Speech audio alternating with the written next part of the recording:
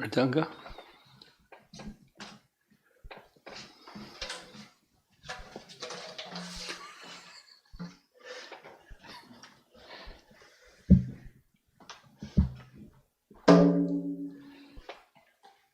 Do either of you know how to play Mridanga yet? You do? Good or no? Yes? You want to play? You want me to play? You play.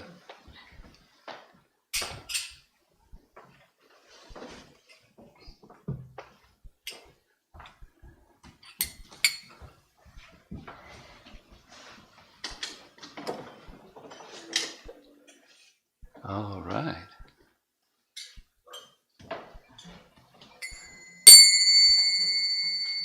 Jaya Radha Madhava Kunja Bihari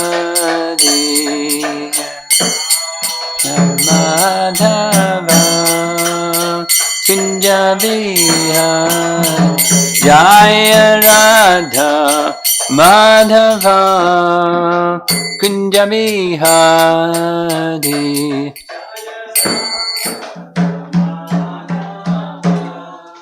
No, I think I better play Mridanga. Let me play Mridanga. You're pretty intense. Sorry about that. She can play cartels. Jaya Jaya Radha Madhava Kunja Bihari Madhava Kunja Bihari Jaya Radha Madhava Kunja Bihari.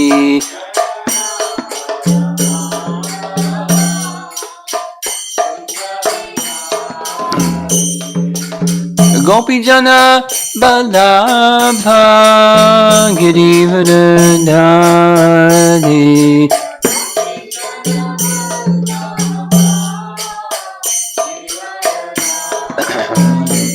Gopi Jana Balabha Girivardhari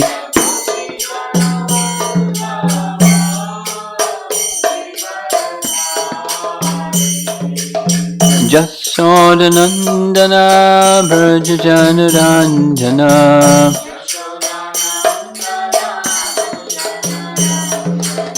Jasodanandana Brajajanaranjana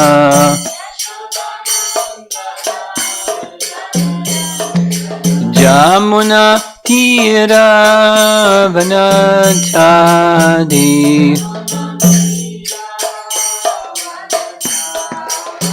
Jamuna Tira Vanachadi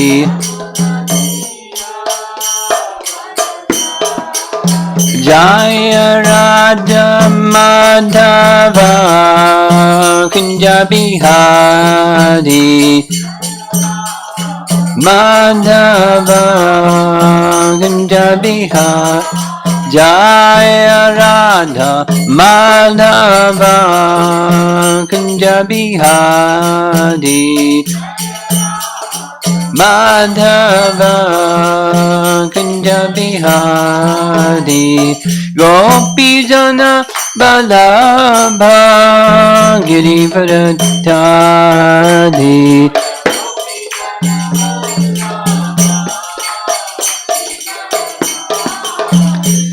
Gopi Jana Balabha Girivardhari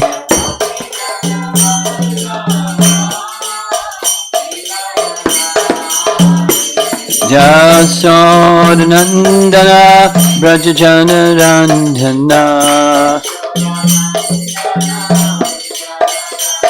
Jasodanandana Brajajanaranjana Jam Jamunatira vanachadi.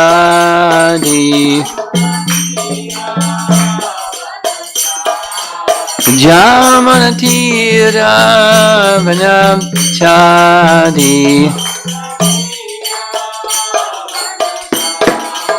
Jaya Radha Madhava Kunjabi Hari. Kunjabi Jaya Radha Madhava Kunjabi Hari.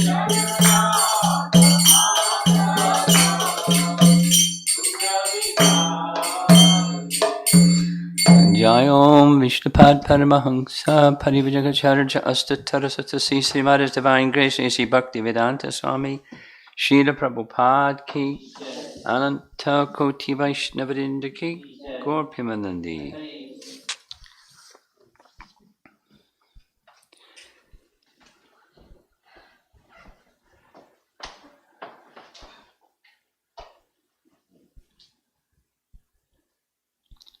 The plan is, today we're going to Dwaraka.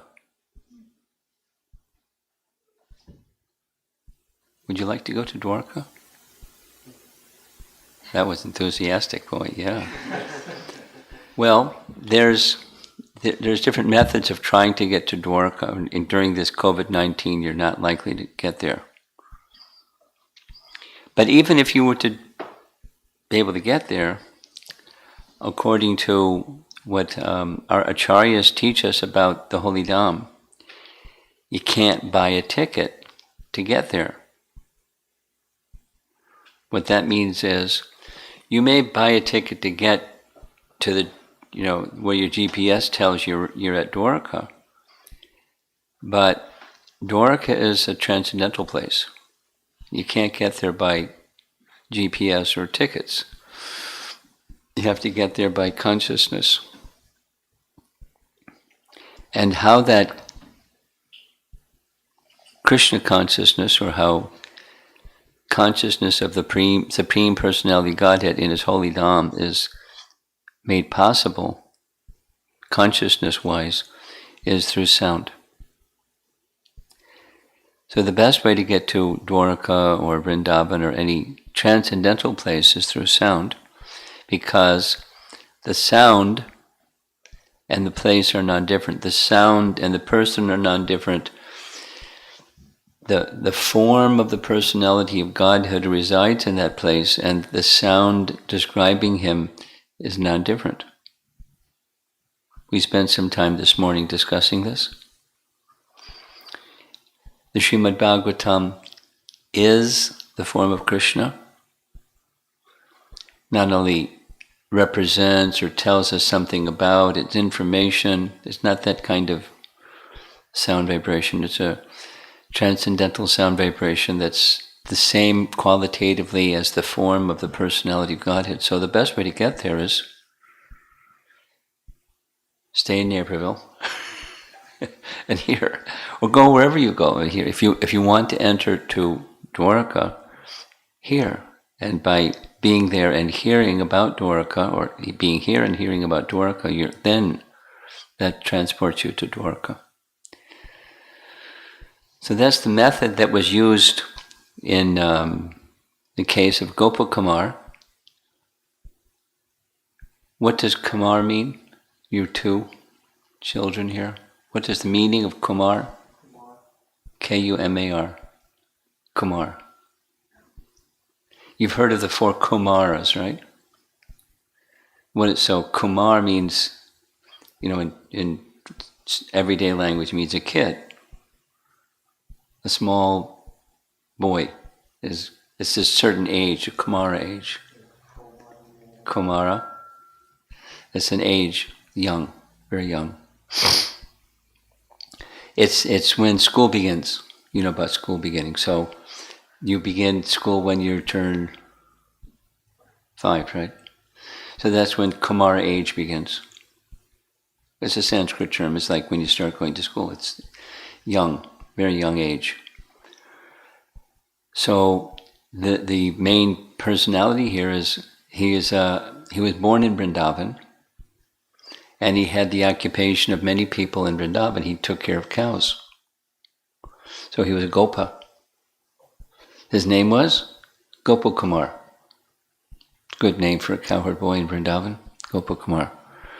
And he, in the course of herding the cows, he saw in a distance, along with the other boys, a very amazing personality, a Brahmin, that attracted all of them. And Gopa Kumar came, and after taking care of the cows, he went and spent time with this Brahmin, and became very attached to him. And eventually, as a little boy, he asked him for a mantra diksha, initiation into chanting of mantra. So the Brahmin agreed, told him to take his bath in the river Jumuna, come back, and at an auspicious time you'd give him mantra. He gave him mantra. And that's where his adventure begins.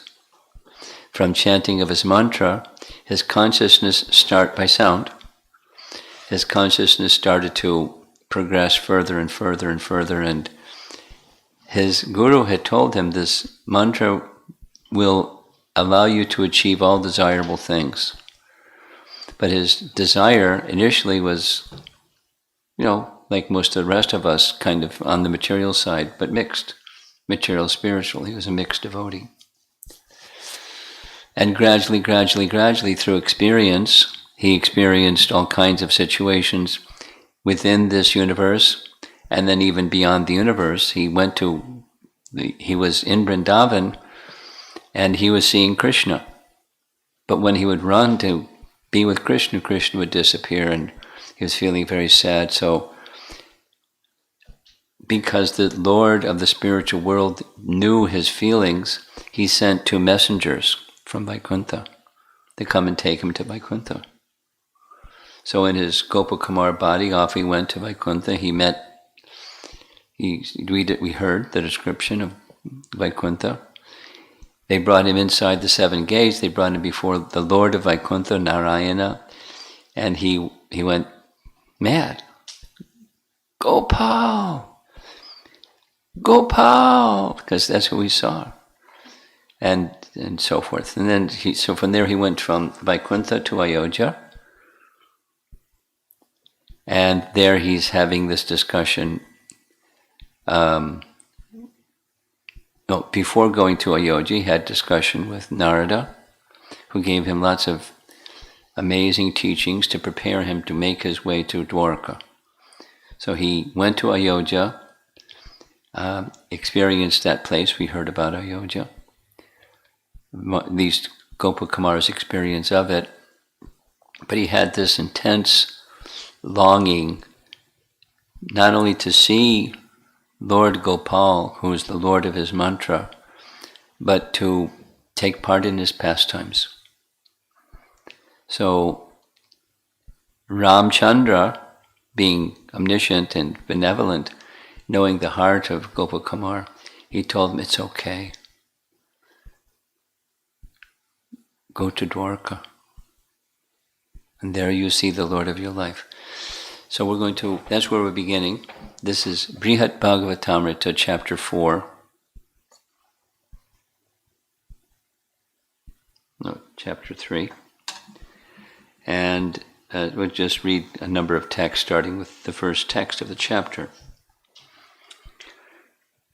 Sri Gopakumar said, I then went to Dwaraka. There, I saw various groups of Yadavas along with their children. They were accompanied by some Brahmanas of Mathura, and they were enjoying themselves.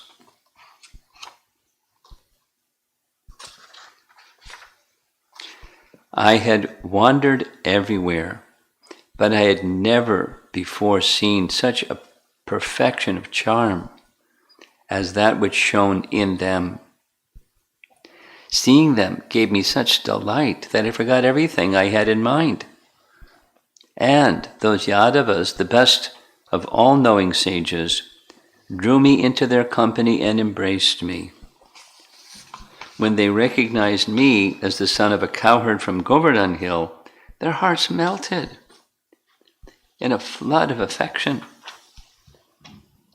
And they took me by the hand and brought me into the inner precincts of the city. From a distance, I saw the personality of Godhead brilliantly manifest. At leisure, in a vast assembly hall, he sat on the excellent cushion of an excellent throne made of gold and jewels. That's the Sudharma Assembly Hall. He was served by many quintessential charms, like superlative charms, of the Lord of Vaikuntha, and by many different splendors, greater and greater than even that Lord does not possess, revealing his two beautiful arms for his devotees. So it's a two-armed form. Lord of Vaikuntha has four. Lord Krishna, the ocean of supremely wonderful pastimes, was worshipped by youthful maturity, softened by a touch of adolescent grace. What a nice description. His sublime gestures stole the hearts of his servants. Above him shone a broad white umbrella. At his two sides waved a pair of excellent yak-tail fans, and in front of him, upon a golden footstool, sat his divine slippers.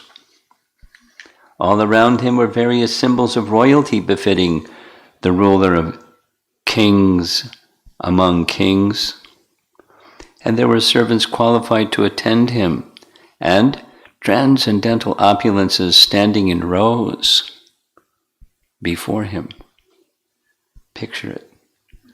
Opulences standing in rows before him. This is Dwaraka, place of opulence. Shri Vasudeva, Balaram, Akrura, and others sat to his right, each on his own seat, Gada and Satyaki on his left, and just before him, King Ugrasena. Because Ugrasena was the king, Krishna wasn't the king. And nearby was the Lord's minister, Vikadru, with Kritavarma and several other Vrishnis. Vrishnis are, that's in the line, the Yadus and the Vrishnis they come from the same ancestry.